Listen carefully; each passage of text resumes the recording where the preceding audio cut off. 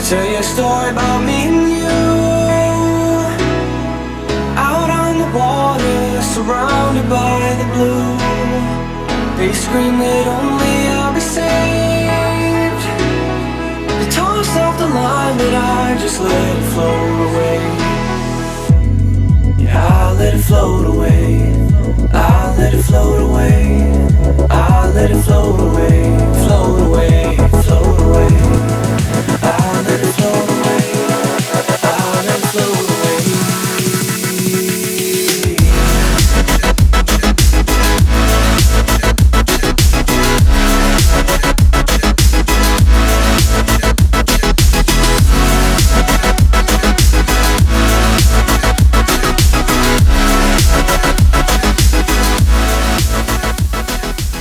Previously on Sailing Zatara.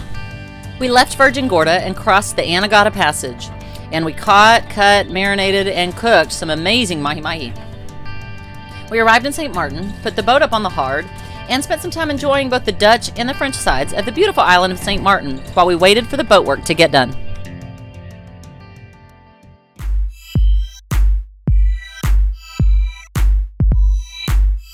This week is jobs week. We've got a lot of projects to do. We got to haul the boat out of the water, have some fiberglass fixed that on the bow thruster. It should get warranted by Beneteau, but we're going to make sure.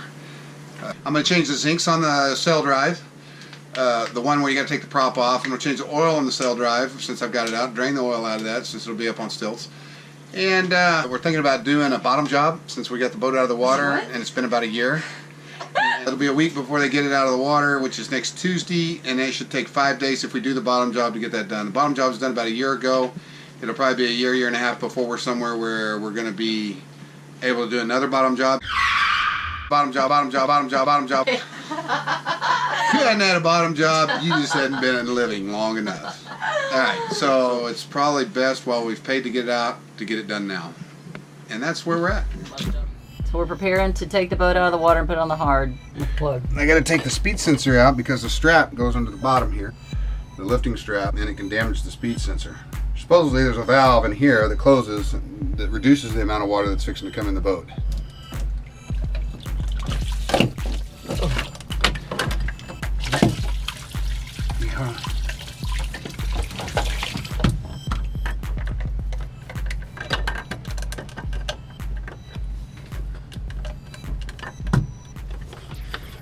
Pretty good. You're pretty quick with that little device.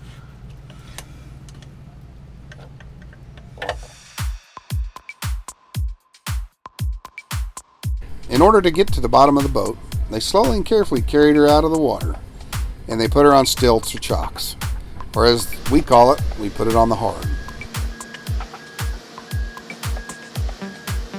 After taking a good look at the bottom, they decided it would only take a couple of days to do the fiberglass job, and then another couple to paint the hull and polish her up real good.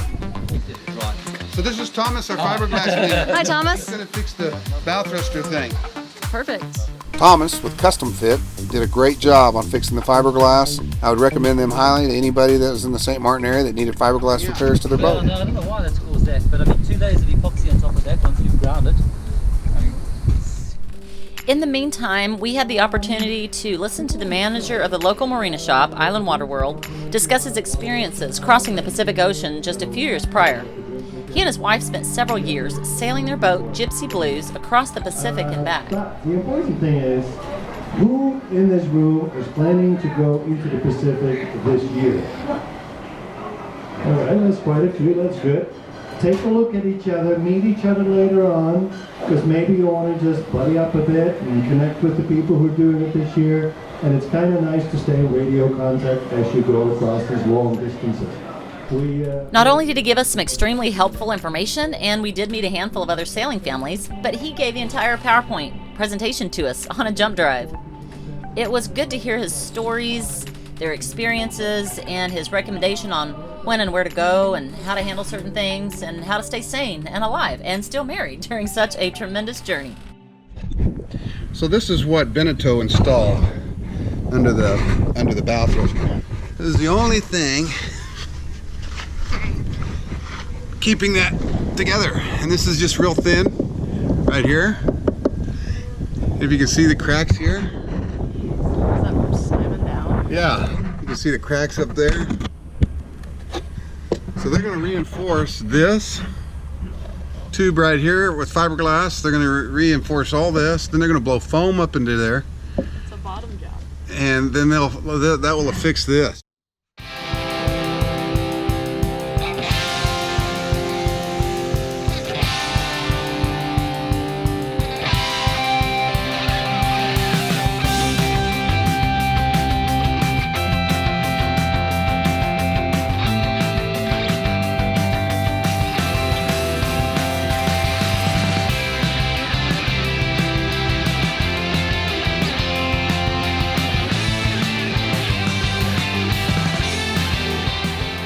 These are zincs. This is the old zinc, and this is the new one. He's gonna go change the old one out.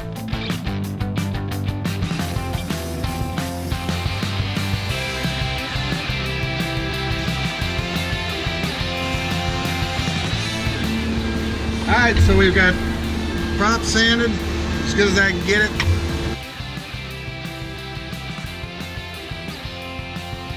We got new zincs here and here. That should last another year. But we're in good shape. While scanning the bulletin board while waiting for the bathroom at a restaurant, I noticed a card for Sandra's CPR class. A few days later, she came out and spent the day teaching us emergency first response procedures.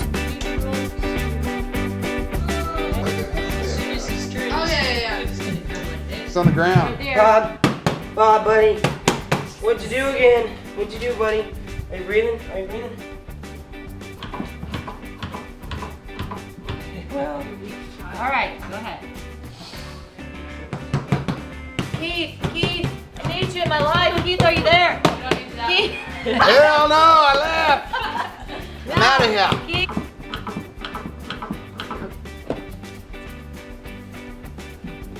Hey, Bobby, you're such a good listener. Lights pad exactly as shown in the picture. Someone call 911 and bring me the AED kit over there. What's the number for 911? There you go. Are you kidding me? Okay. Heading joke. I'm good. Pad exactly. Back away, guys. Shock advised. Stay shock delivered. And then back to this. The Correct. ambulance service has been called in the picture. Rest firmly. Clear!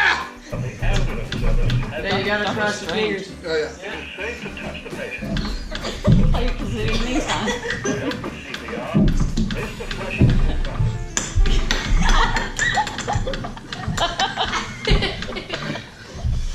Oh boy. That tub nightlight.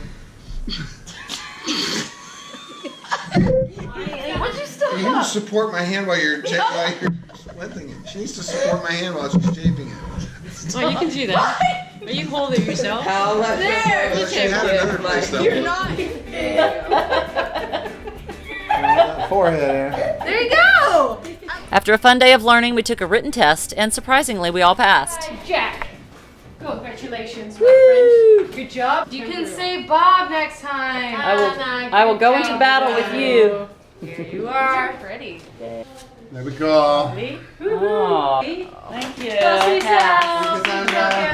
Hey, hi there.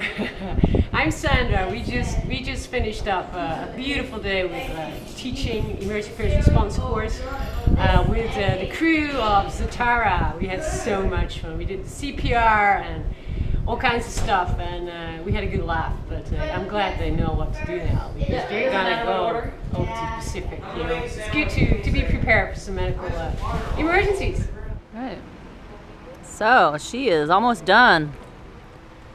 They repainted the entire bottom, a nice blue. They still have to get under these little stilts, but that'll be the last thing before we leave.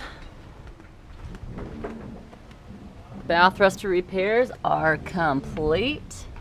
Look at that.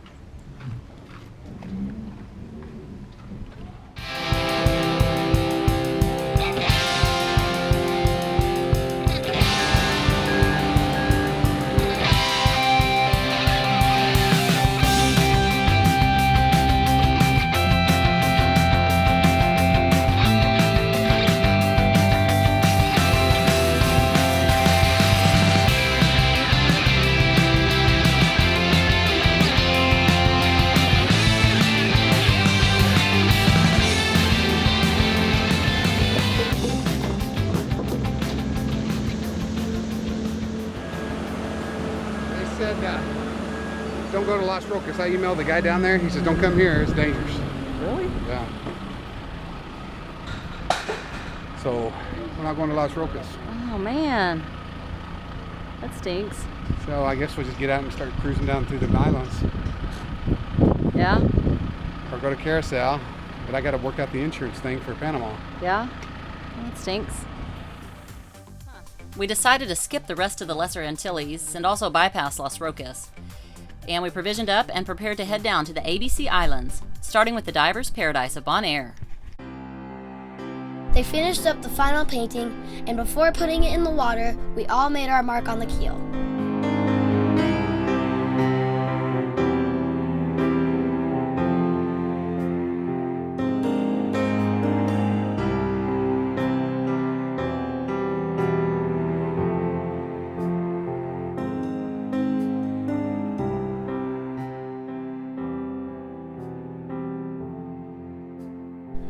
It's time to continue on, and each day brings us closer to the crossing of the Panama Canal and on to the vast Pacific Ocean.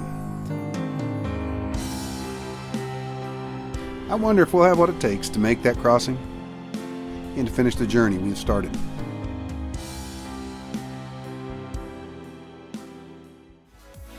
Join us next time as we venture south, 500 miles in 4 days to the Dutch island of Bonaire.